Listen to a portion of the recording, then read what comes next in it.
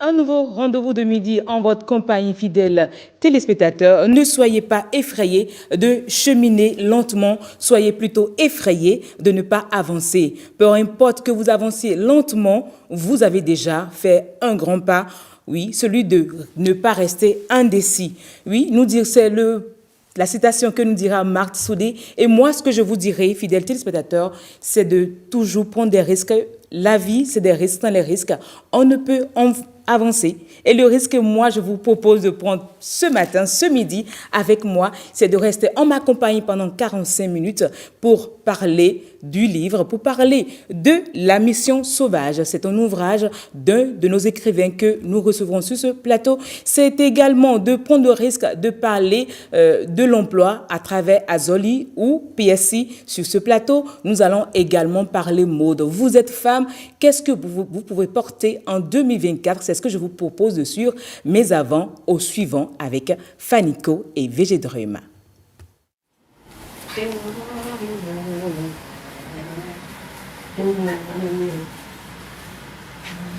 Ça va? Oui. Et puis là? Fanico? Oh, t'es encore dans Gouma là? J'arrive pas à passer à autre chose, frère. J'arrive pas à être heureux. Toujours la même chose. Quand c'est compliqué, fais comme moi. Au suivant.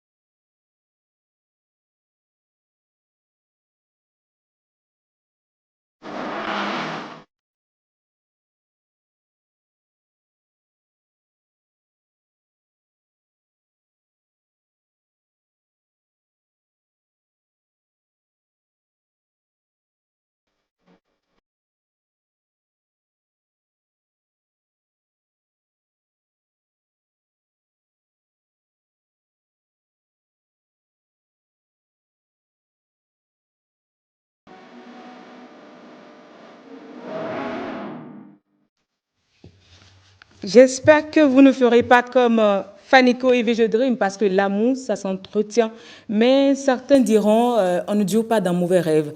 Oui, ne durez pas dans mauvais rêves. Et moi, ce que je vous demande de faire tout de suite, c'est de passer à la première rubrique SOS, rendez-vous de midi.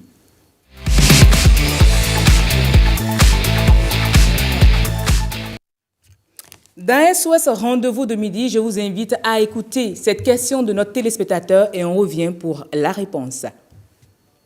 Bonjour le plateau, ici c'est Aoster Junior et ma question est de savoir comment une personne non instruite peut bénéficier du programme PSIE ou Azoli. Merci. Merci à vous, Rubiel Haro, pour votre question. Sur ce plateau, nous avons M. Maurice Zanon, qui est le directeur du département de la communication et du service suivi évaluation. Voilà, comment vous vous portez? Ça va très bien, merci. En face de vous, nous avons également notre écrivain qui est déjà sur ce plateau. Mais avant de parler de notre écrivain, nous allons rester avec M. Maurice Zanon pour parler un peu de notre téléspectateur qui a posé sa question. Déjà, il veut savoir, quand on n'est pas instruit, comment peut-on bénéficier du programme PSUE ou du programme Azoli? Déjà, c'est quoi le programme PSUE? Merci. Le programme PSUE, dans sa définition, c'est le programme spécial d'insertion dans l'emploi. C'est un programme gouvernemental initié par le président de la République sous financement exclusif du budget national. Et il permet d'insérer dans les entreprises 2000 jeunes chaque année. 2000 jeunes? 2000 jeunes chaque année. Et ces jeunes sont forcément instruits ou pas? Ces jeunes, malheureusement, pour M. Haro, ces jeunes doivent être obligatoirement instruits. D'accord. Alors, c'est quoi la différence entre le programme PSUE et le programme Azoli? Justement, heureusement qu'il y a un autre programme pour prendre en charge ceux qui ne sont pas instruits. En fait, les deux programmes ont été réfléchis pour se compléter. D'accord. Le programme PSUE, si vous voulez qu'on commence par là, prend en charge les jeunes à partir du bac. Donc, celui qui n'a pas le baccalauréat ne peut pas bénéficier du programme PSUE. Et le programme PSUE ne prend pas n'importe quel bac, il prend les bacs spécifiques parce que c'est un programme qui permet d'accompagner les entreprises. D'accord. On met à la disposition de ces entreprises qui expriment le besoin des jeunes pour qu'ils y travaillent pendant une première année que le PSUE prend en charge complètement et une deuxième année où la prise en charge devient dégressive. Mais pour bénéficier de ces programmes, quand on est non instruit, il faut aller vers le second programme qui est Azoli. Lui, il prend en charge les jeunes du niveau 0, si je peux ainsi dire, ceux qui sont même sans instruction, ceux qui ne sont jamais allés à l'école, jusqu'à ceux qui ont au maximum le niveau BEPC. D'accord. Ceux qui n'ont jamais mis pied à l'école peuvent bénéficier du programme Azoli. D'accord. Tout à fait. Maintenant, ceux qui ont le niveau BEPC également peuvent en profiter. Oui, également. Donc, je crois que notre téléspectateur a de la chance. Il a de la chance. Parce qu'il n'est pas instruit. S'il n'est pas instruit, il a de la chance. Cependant, il y a également des critères d'âge. Parce que c'est un programme, et qui dit programme dit restriction. On ne peut pas prendre en charge tout le monde. Le besoin est énorme. Donc, les programmes ont des restrictions. Pour le programme Azoli, il faut être entre 18 et 30 ans. D'accord. Et pour le programme PSUE, il faut être entre 18 et 40 ans. 18 et 40 ans. Maintenant, si vous permettez, je parle également de comment est-ce que de façon concrète, on peut bénéficier de ces programmes. Mais avant, je voudrais que vous puissiez préciser, le programme Azoli prend combien par an? Le programme Azoli, c'est à terme qu'on prend 25 000 jeunes. Quand je dis à terme, le programme est sur 5 ans. Il va finir d'ici 2 ans. Et on doit prendre en charge 25 000 jeunes dans l'emploi salarié et 25 000 jeunes dans l'emploi indépendant. C'est-à-dire ceux qui vont dans l'emploi salarié, ils peuvent venir sans qualification, ils viennent, on les met en stage apprentissage dans des entreprises pendant une moyenne de 3-6 mois. Ils sont rémunérés? Ils sont rémunérés. Ils sont rémunérés, ils ont une allocation de stage. Ils n'ont pas un salaire, mais ils ont une allocation de stage. Pendant cette période, ils sont capacités. Et à la fin du stage apprentissage, en fonction de leur aptitude, l'employeur peut décider de les retenir. Mais au cas où l'employeur ne les retient pas, l'ANPE les récupère et fait une démarche avec eux pour faciliter leur insertion professionnel. D'accord. Maintenant, venons à votre réponse tout à l'heure. Oui. Comment maintenant... Comment est-ce qu'il faut bénéficier concrètement? Il y a, par exemple, pour le programme Azoli. Oui. Pour le programme Azoli. Et je crois que c'est surtout de Azoli que notre téléspectateur a besoin. Oui, puisqu'il a parlé, il a fait le focus sur les personnes qui ne sont pas instruites. Qui n'est pas instruit. Il y a 3 canaux pour s'inscrire. D'accord. Il y a le site www.sica.anpe.pj. Parce que quand on dit ne pas être instruit ou avoir au maximum le BEPC, il y a de toutes les catégories. Il y a des gens qui n'ont pas, vous m'excusez, qui n'ont pas beaucoup été à l'école, c'est comme ça qu'on les appelle, mais qui sont dynamiques sur leur téléphone, qui peuvent de leur maison s'inscrire. Donc ceux-là, s'ils vont sur le site, ils peuvent s'inscrire. Ceux qui ne le peuvent pas directement sur le site, ils peuvent se déplacer pour aller dans une de nos antennes départementales. Nous en avons 13 sur toute l'étendue du territoire. S'ils ne veulent pas aller au niveau des antennes, parce que là, pour certains, quand nous sommes dans des zones données, aller, puisque les antennes sont dans des chefs-lieux, aller au chef-lieu, parfois peut être difficile pour un jeune qui est à la recherche d'une opportunité d'emploi. Ils peuvent se rapprocher des communes. Nous avons fait installer des unités locales de promotion de l'emploi dans les 77 communes du Bénin. D'accord. Donc, les jeunes peuvent utiliser ces 3 canaux-là pour s'inscrire, pour entrer dans le dispositif Azoli. Je crois que notre téléspectateur a sa réponse et c'est ce qu'il faut.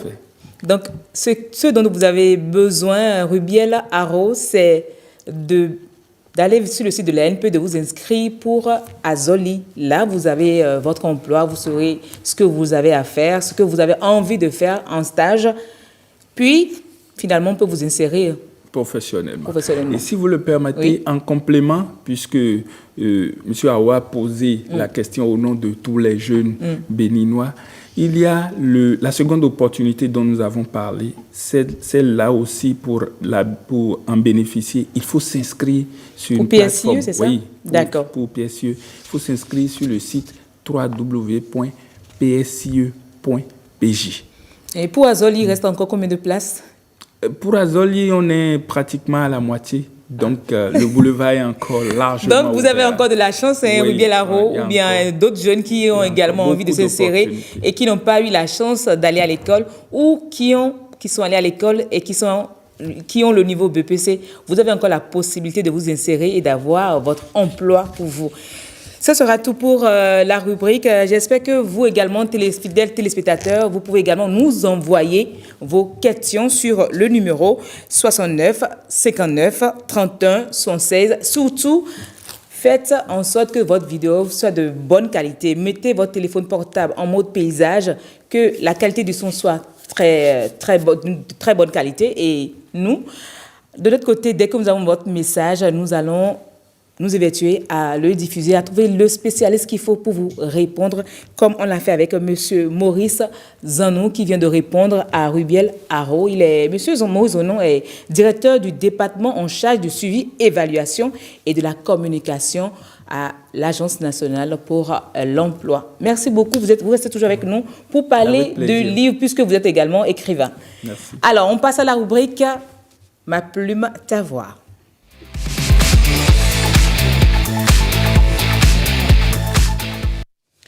Et oui, dans la rubrique « Ma plume, ta voix » ce midi, l'écrivain Robert Edjamian pour nous parler de son roman « La mission sauvage ». Bonjour, comment vous vous portez? Bonjour madame, je me porte très bien. Je précise que vous êtes écrivain de 5 ouvrages et dans les 5, vous avez décidé de présenter cet ouvrage aux téléspectateurs, La mission sauvage. Pourquoi La mission sauvage? Déjà, la mission sauvage, ce n'est pas une mission impossible comme dans les films et les autres romans. Il se trouve que sauvage ici est un nom de personne. En fait, c'est le nom d'un curé. C'est le curé sauvage. Il vient de la famille sauvage. Exactement. C'est la mission du curé sauvage qu'on nous raconte. Exactement. Donc, c'est un peu ça. Alors quel est le résumé? Faites-moi un peu le résumé de cet ouvrage. Ça parle de quoi? Ça parle de la religion? Ça parle de quoi en concret? Le résumé, je ne pourrais pas faire un résumé de ce livre en tant que tel ici sur le plateau parce qu'il vient de sortir. Et il faut que les gens aillent. Il faut préciser que c'est sorti le 5 octobre dernier, donc il y a moins d'une semaine. Et donc, mais j'essaierai de dire...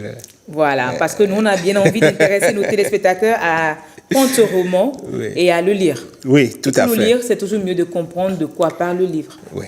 Maintenant, de quoi parle le livre, La Mission sauvage? Il s'agit d'abord d'une jeune et dynamique fille d'un village d'Odji et d'un autre jeune homme, Djemé, qui s'est converti au christianisme et qui porte le nom de Frédéric. Ensuite, il y a le père sauvage. Alors, l'histoire a pris place au lendemain donc, de l'invasion, que dirais-je? Des colons? L'invasion, oui, coloniale, des missionnaires, j'allais dire, qui donc ont été pratiquement reçus à bras ouverts par les peuples de ce village-là. Mais il y a eu quelques guéguerres. Ils arrivent bien sûr avec toute leur civilisation, n'est-ce pas? Leur religion, et on leur permet d'ouvrir une chapelle, une paroisse, mais petit à petit, il y a eu des mésententes. Ces mésententes-là étaient de manière à perturber un peu l'ordre du village. Je ne voudrais pas que vous racontiez totalement, entièrement ce qui est dans ce livre, mais en résumé, juste un aperçu. L'aperçu, c'est que Sika est née de façon un peu bizarre.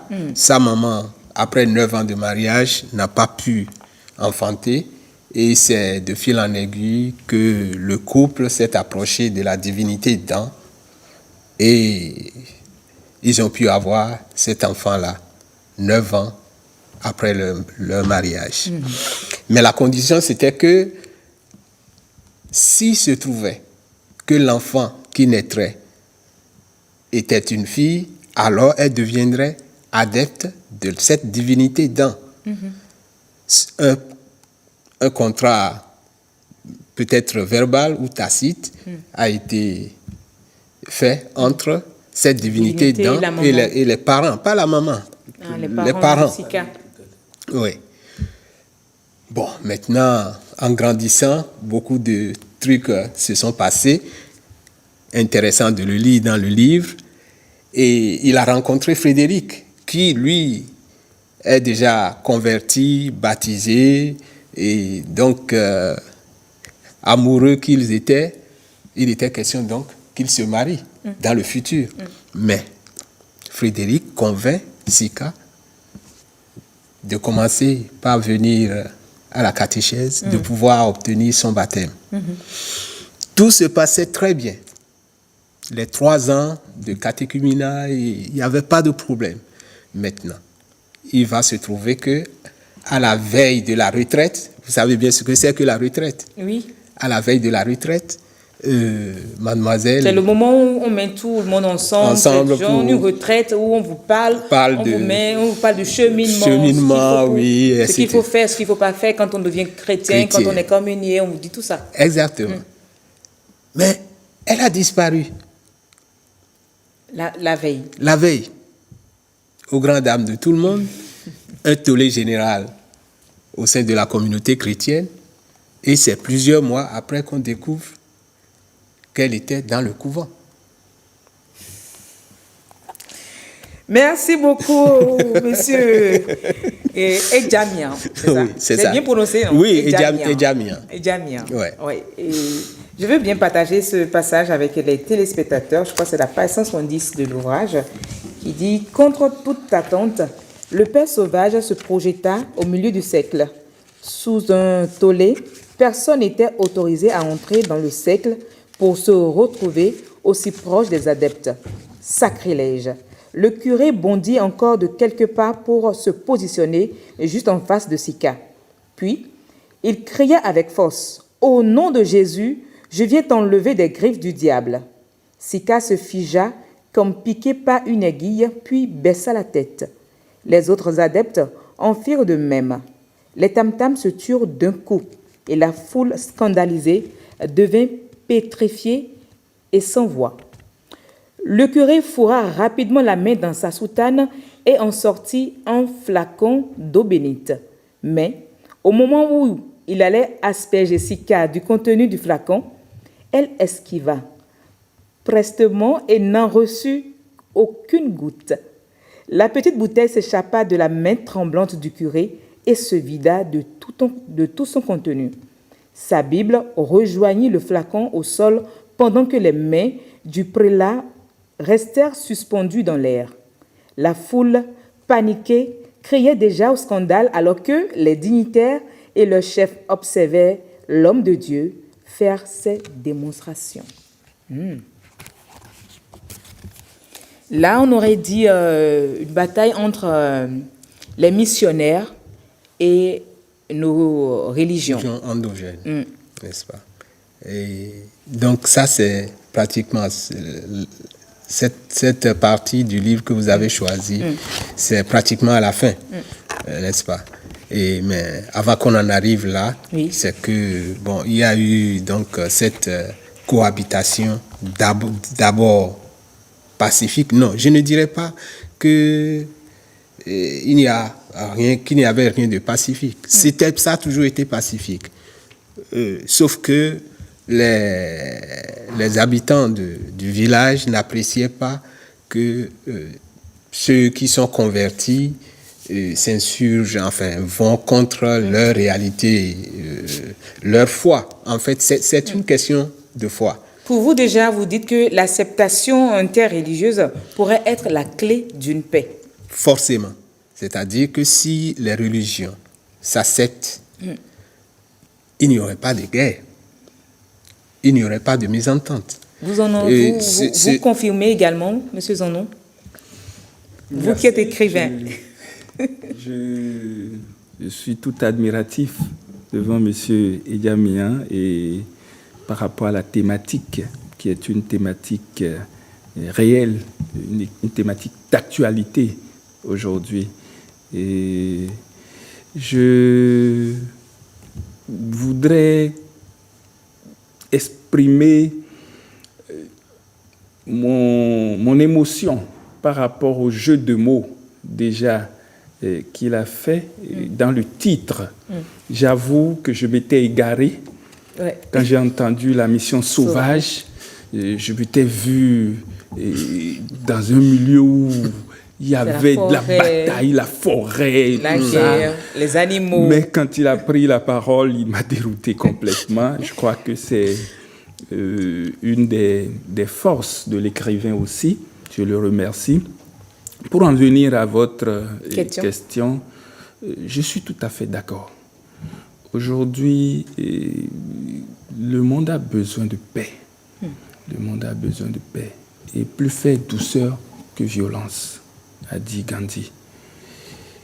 On a plus à gagner en dialoguant, en discutant. C'est d'ailleurs pour ça que certains ont compris, ils ont instauré ce qu'on appelle l'œcuménisme, qui n'est rien d'autre que le dialogue interreligieux. J'imagine Dieu malheureux lorsque nous nous tiraillons. En tout cas, c'est ma conviction. Dieu, il est dans mon église, Dieu, il est dans l'autre église, Dieu, il est avec moi. Voilà, mais pourtant, Dieu est universel, Dieu est partout. Je pense que Dieu n'accepterait pas d'être embrigadé dans une religion, embrigadé quelque part et être l'apanage d'un groupe donné. Dieu est universel. Et je suis foncièrement d'accord que le dialogue interreligieux prenne le pas sur les querelles de religion. Et c'est pour ça que je suis tout à fait d'accord avec vous. Monsieur Djamien. Oui, parce que ces querelles-là sont surtout dues au fait que une religion se dit ou se veut supérieure à une autre. Mais en fait, toutes les religions concourent au même objectif. Dieu. La paix. Dieu. Vous n'irez nulle part. Si nous prenons la religion chrétienne, Oui. ça professe toujours l'amour des uns et des autres, l'amour pour le prochain et donc Dieu Oui, au centre de tout toujours. ça. Mais vous prenez les évangélistes, c'est la même chose. L'islam, c'est pareil. Et même les vaudouisants, nos religions endosiennes, Pour également l'amour. c'est l'amour, c'est-à-dire au centre, c'est Dieu. Maintenant, pour tout ce qu'il y a dans la diabolisation des uns et des autres, moi je pense que c'est un peu de l'ignorance. Parce qu'il y a du mal partout. Il n'y a pas de religion parfaite. N'est-ce pas? Donc, si on pouvait s'accepter, si on pouvait être indulgent l'un envers l'autre et savoir que l'objectif commun, c'est donc aller vers Dieu, et donc c'est l'amour entre les uns et les autres, pour les uns et les autres, je crois qu'il n'y aura pas de guerre. Il n'y aura pas toutes ces futilités-là que nous observons aujourd'hui. Mais Et là, est-ce que dans le livre, on a eu cette entente finalement? Est-ce qu'on a eu finalement cette paix? Est-ce qu'on a eu cette union pour Dieu?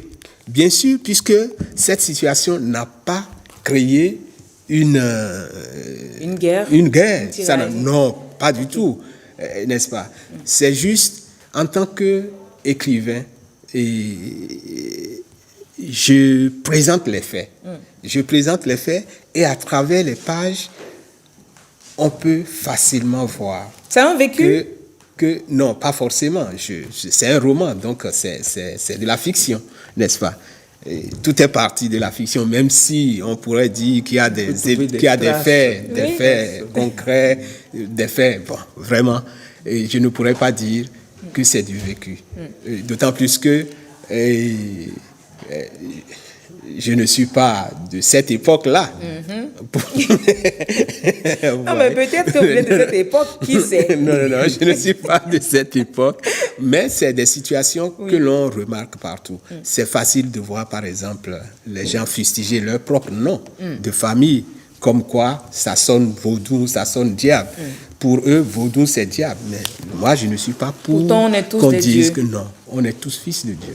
Voilà. On est tous enfants de Dieu. Donc, nous sommes supposés à aimer notre prochain, n'est-ce pas? Oui. Donc, il n'y a pas eu de guerre. Je vous laisse sur votre fin, parce que en lisant, vous saurez ce qui s'est passé. Mais je vous dis déjà que c'était une symbiose totale, puisque au finish, Sika restera vous aussi. Et elle a pris la communion finalement? Non, mais Frédéric restera chrétien, et les deux, ont quand même pu s'épouser. ils vont s'épouser. En tout cas, il faut lire le livre pour avoir tous les détails. Mais j'ai vu que ça les dit- bouquets restent Ça, je m'inscris. Je vais le prendre D'accord. à la fin de l'émission. Il n'y a pas de souci. Ils vont s'épouser parce que c'est de cette acceptation-là que je parle. C'est-à-dire la religion de l'un n'empêche pas celle de l'autre, Oui. n'est-ce pas, de vivre en pleine convivialité, n'est-ce pas, en pleine... Tout à fait. Vous savez, vous avez dans votre intervention utilisé à plusieurs reprises le mot amour. Ouais. Je pense qu'au dernier jour, le Dieu de toute l'humanité nous jugera sur l'amour. Oui. Forcément. Et quelles que soient nos différences, nous avons à mettre l'amour au centre. Vous savez, il y a une réflexion que moi je fais. Je sais que Dieu, il est un Dieu de justice. Et quand je dis qu'on ne peut pas personnaliser la religion. Si je dis que c'est ma religion qui est la meilleure, celui qui n'a pas la chance de connaître ma religion, Alors, Oui. est-ce que ça veut dire qu'il est exclu? Voilà. Est-ce que ça veut dire que Dieu ne peut pas lui accorder le salut? Voilà. Or, on dit que Dieu est un Dieu de justice.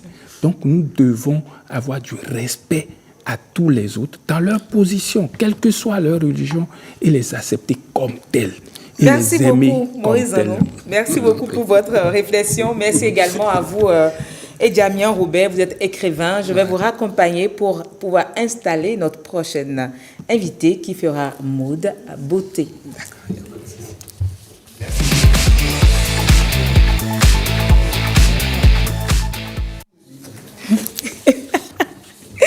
Eh oui, Monsieur Zanon qui garantissait son livre avant le départ de l'invité.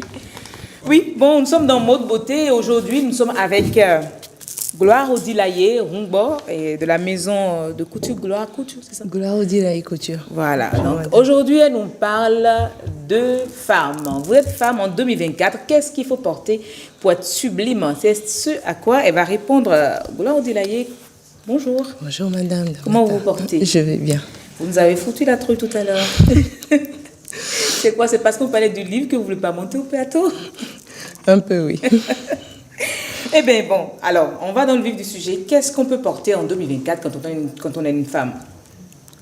Quand on est une femme, déjà, on regarde sa morphologie et on regarde le contexte dans lequel on va, l'endroit où on va et par rapport à cela, on choisit les couleurs qui nous vont au teint, les tenues qui vont à notre morphologie, que ce soit des chemises, des pantalons, des modèles d'armes, des combinaisons, voilà.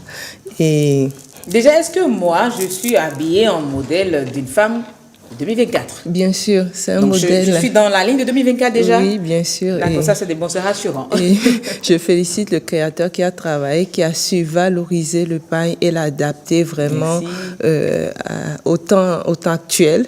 Voilà, ça peut être commercialisé à l'extérieur et c'est génial. C'est d'ailleurs, nous sommes dans le mois du consommons local. Oui, Donc on voilà, c'est vrai que le pain was n'est pas pour nous, mais quand même, ça nous identifie un petit peu. Oui, bien sûr. Voilà. Alors, qu'est-ce qu'il faut concrètement porter en 2024?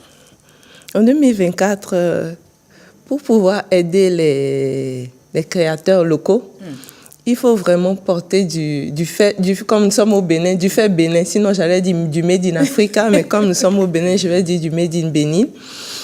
Au-delà du wax et du wooding, qui sont des tissus que j'affectionne énormément, nous avons le pain tissé fait au Bénin, que nous pouvons valoriser. Nous avons le pain teinté fait au Bénin. Nous avons aussi, par exemple, cette marque qui est Bollard, qui fait de la peinture sur les vêtements. Bon, D'accord. les photos vont passer et nous aurons l'occasion de voir. Donc, c'est un peu tout ça que nous devons utiliser au Bénin pour transformer et rendre cette tenue exportable. C'est vraiment ça le rêve de tous les créateurs de mode, des jeunes créateurs de mode actuels, pouvoir se vendre à l'extérieur. Ouais. Voilà. Avant de poursuivre avec vous, je voudrais bien savoir, monsieur Maurice Zanon, vous, qu'est-ce que vous aimez que la femme porte en 2024? Qu'est-ce que vous avez vu la femme porter? Qu'est-ce que vous appréciez le plus dans les tenues des femmes? Moi, j'aime voir la femme en tenue traditionnelle. En tenue traditionnelle. Quand on dit tenue traditionnelle, c'est pas tenue être en paille. Hein. Tenue traditionnelle, c'est le bomba normal. Tout ce qui est traditionnel, D'accord. pas seulement le bomba. Elle a parlé de pain tissé. Il y a beaucoup de modèles qu'on peut coudre, qu'on peut confectionner aujourd'hui. Mais je voudrais sauter sur une occasion à travers ce qu'elle a dit. Je pense qu'il faut tenir compte de sa morphologie. C'est Oui. très important. Je voudrais revenir sur ça. C'est très important parce qu'il y en a qui ont des formes généreuses, mais qui veulent s'habiller comme des gens qui sont sveltes. Je pense qu'il faut tenir compte de sa morphologie. Mais, contre toute attente, j'adore les femmes quand elles sont en traditionnel. Alors, Odilaye, dites-nous, pour qu'une femme soit en traditionnel, il faut qu'elle porte quoi? Quelles sont les formes de modèles qu'on peut proposer à la femme? Mon avis est un peu mitigé sur La réponse? Oui, parce que le modèle traditionnel, il est génial. Surtout, nous l'avons adapté à l'africaine. C'est souvent la jupe droite. Au-delà du bomba qui est traditionnel au Bénin, c'est soit les modèles popo, soit la jupe droite avec ce corsage qui serre la taille. Mais il n'est pas pratique pour les femmes dynamiques, avouons-le. Donc, pour les femmes qui doivent aller travailler... Je ne vous coupe pas, je n'ai pas dit parce que j'adore ça. Il faut que la femme soit dedans du lundi au vendredi. Hein. Okay, mais c'est mon goût. Voilà. Maintenant, il faut contextualiser. Voilà. Le modèle traditionnel ne va pas à toutes les circonstances. Donc, je vous rejoins dans votre développement. Alors. Effectivement. Là, tout à l'heure, on avait des images à l'écran, des tenues. Est-ce que c'est cette tenue qu'il faut forcément porter pour mettre en valeur nos pailles? Non, pas forcément. C'est pour ça que je disais, si j'avais eu l'occasion de... Il y a beaucoup de jeunes créateurs aujourd'hui. On peut même prendre, par exemple, le pain teinté ou tissé, en faire une salopette. C'est traditionnel, c'est beau. Et ça aidera la femme parce que la femme d'aujourd'hui veut marcher vite. Elle veut être confortable, elle veut marcher vite, elle veut être belle. Donc, pouvoir allier tout ça et la mettre encore dans la jupe ou droite ou le bomba ou je sais pas, ça ne l'aide pas. Donc, je pense que la femme en 2024, à part les samedis ou dimanches où elle est calme, posée, doit s'habiller pratique. Voilà, des tenues qui... Oui, des tenues. Donc, s'habiller pratique, est-ce que c'est seulement des pantalons ou les jupes également? Ça peut être aussi pratique quand c'est pas une jupe, par exemple, crayon qui doit serrer les cuisses de la femme aussi. C'est des jupes amples. Bien sûr. La femme peut également en porter. Bien sûr. On peut aller sur l'ovale, on peut aller sur des jupes à volant. Voilà, on peut aller sur tout ça. J'ai juste remarqué que les 2024 women, les femmes 2.0, elles veulent marcher vite, elles veulent mettre les mains dans les poches, elles veulent... Dès que ça sert un peu... Voilà. Elles aiment ça. Oui. Le côté, bon, est-ce que ce n'est pas de l'assurance que ça donne à la femme d'être en pantalon, d'être en tenue où elle peut mettre la main dans ses poches? Si on fait référence à l'histoire, Chanel a fait sortir les premiers costumes femmes parce que la femme blanche voulait sortir de cette dynamique de robe serrée. Donc, aujourd'hui aussi, la femme africaine a besoin d'être dynamique. Du coup, ce système, elle porte toujours les tenues dames et consorts, mais quand elles veulent être dans le dynamisme, on est obligé de s'adapter. Voilà. Mais non, je vous ai vu, vous avez parlé tout à l'heure des corsets, qu'il faut éviter de porter des corsets quand on n'a pas la morphologie pour les corsets.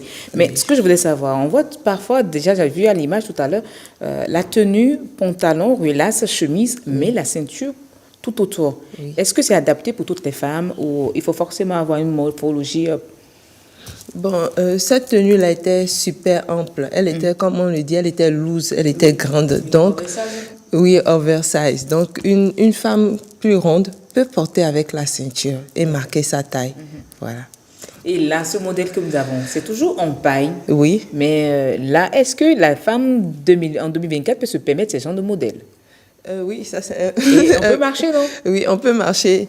C'était pour un événement particulier. Sinon, cette dame particulièrement, la plupart du temps, elle est souvent... en pantalon. Voilà, en pantalon. Donc, ce qui prouve que les dames en 2024 préfèrent les culottes, préfèrent les pantalons, préfèrent être à l'aise. À l'aise, confortable. Marcher. Alors, qu'est-ce qu'il ne faut pas porter?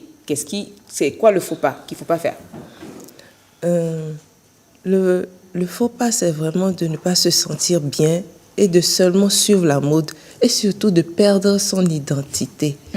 C'est que tu t'habilles, tu te regardes, tu ne te reconnais pas.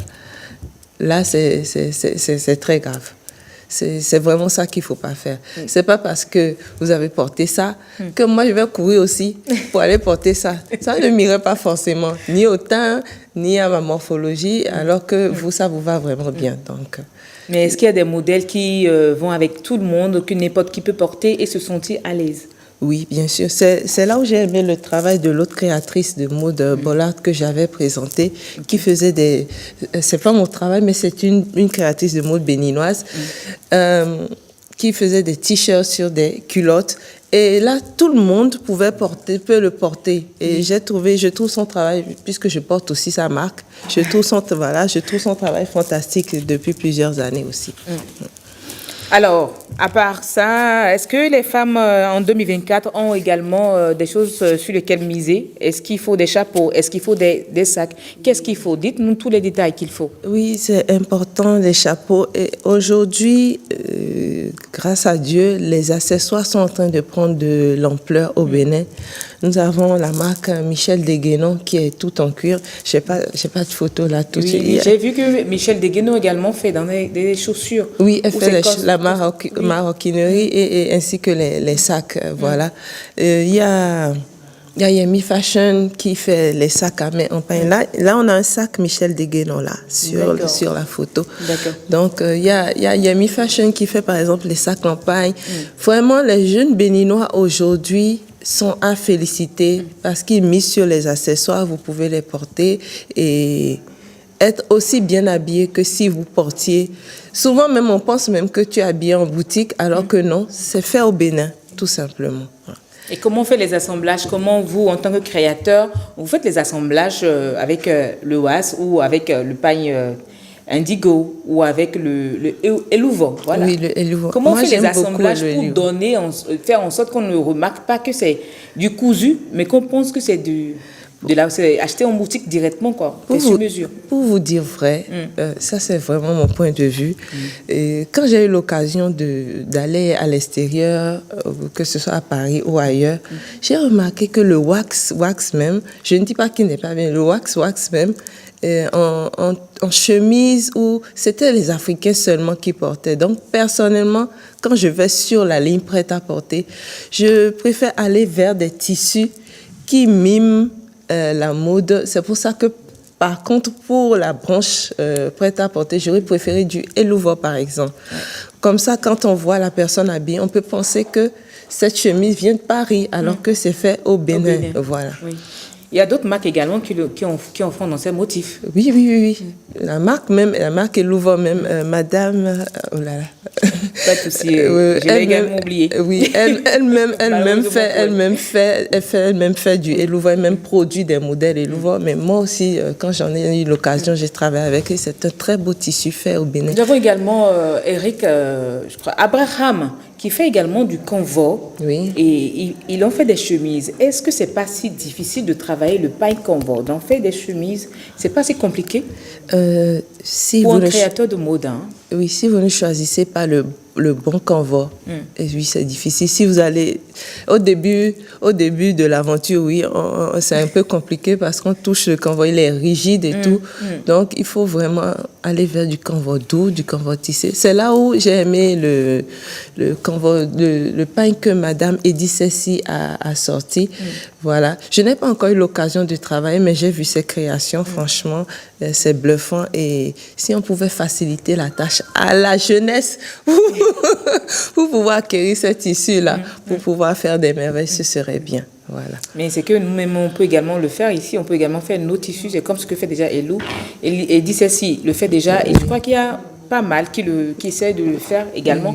Des tissus made in Benin. Et il y en a également à la GDIZ là-bas. Oui, je n'ai pas eu l'occasion.